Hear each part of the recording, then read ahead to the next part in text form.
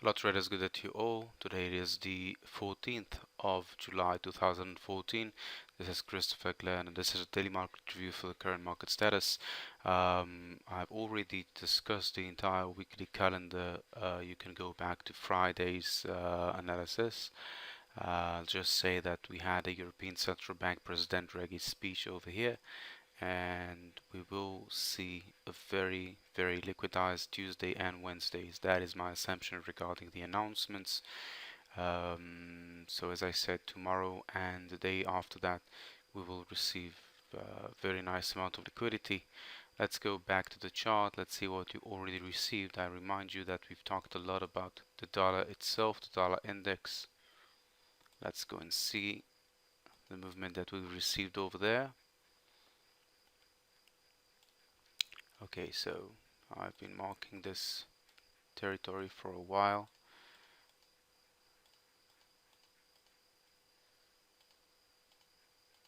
Okay, so just go to the daily chart. On the daily chart, we can see again, we've been talking about the structure for a while, an impulse movement climbing higher, a corrective pattern dropping down. I'm a bit worried about this structure that we can see over here, because if that is an A wave and we will receive a B wave climbing up till this rate, till 180 approximately, in a corrective pattern, then we're expecting to see a bit more downtrend before a continuance of an uptrend. So I'm still waiting to see what will come up from this structure.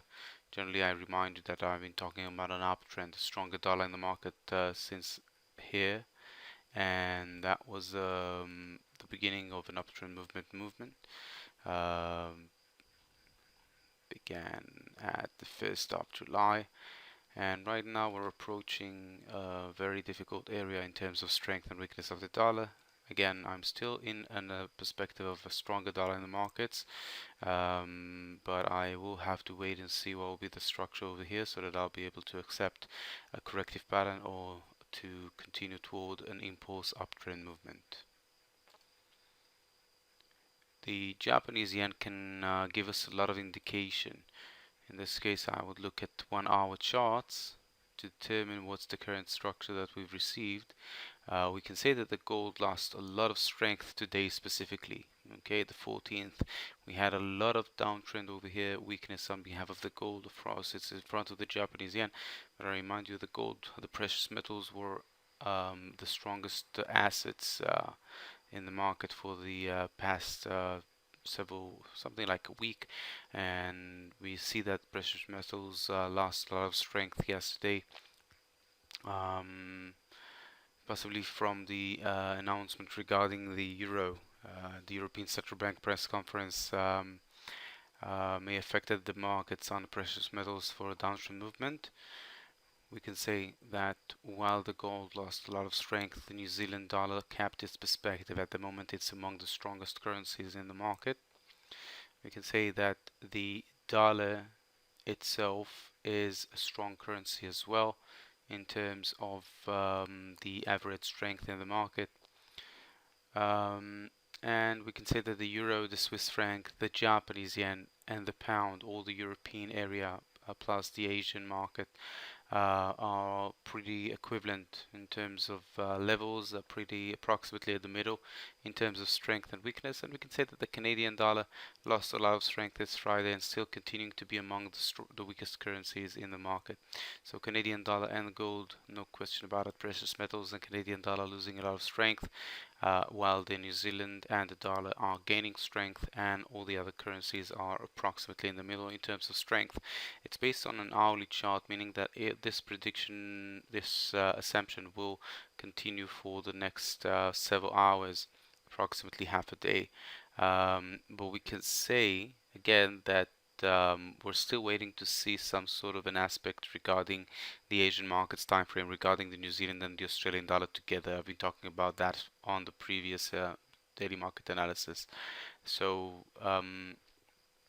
once we'll receive some sort of an indication regarding the New Zealand and the Australian dollar, then we'll know what's the movement for this week. At the moment, it's reflecting the stronger currencies in the market.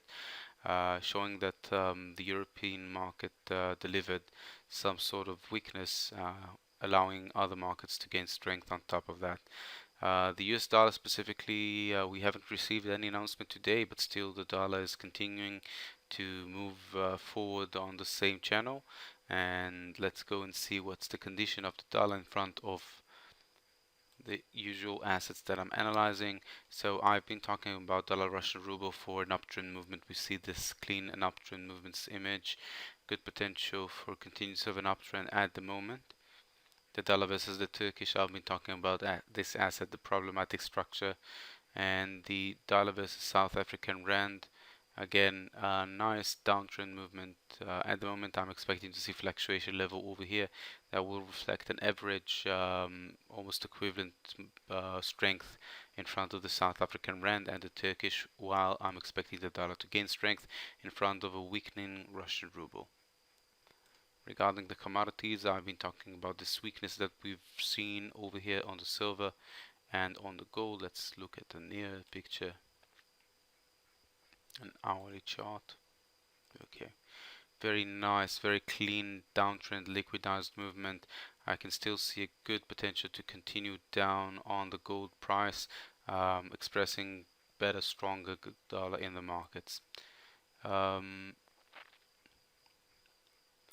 Beside that, I'd like to talk about long-term investments. To do that, I'm analyzing daily charts, sees the potential for longer period, good potential trade for a week or two according to this analysis. We can say that the pound versus Japanese yen reached a very important area over here. We've received fluctuation level all along this movement, and then we've received some sort of movement toward a specific direction. You can say that every time that we're receiving a corrective pattern dropping down between the lines, then another uptrend and another pullback toward the lines, and another uptrend and another pullback toward the lines, that's a good area to see a divergence on this chart.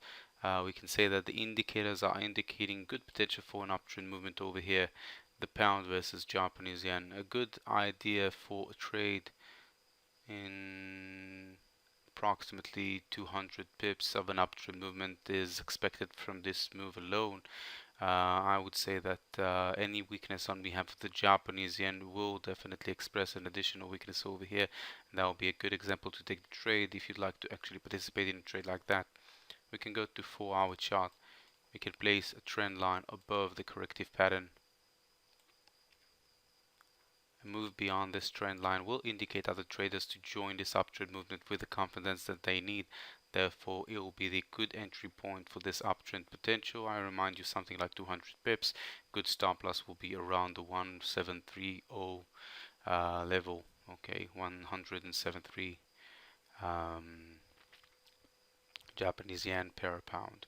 That's the rate that I would place the stop loss at, and an uptrend movement potential of 200 pips. I wish you all the best with your trades. Have a pleasant day, and bye bye.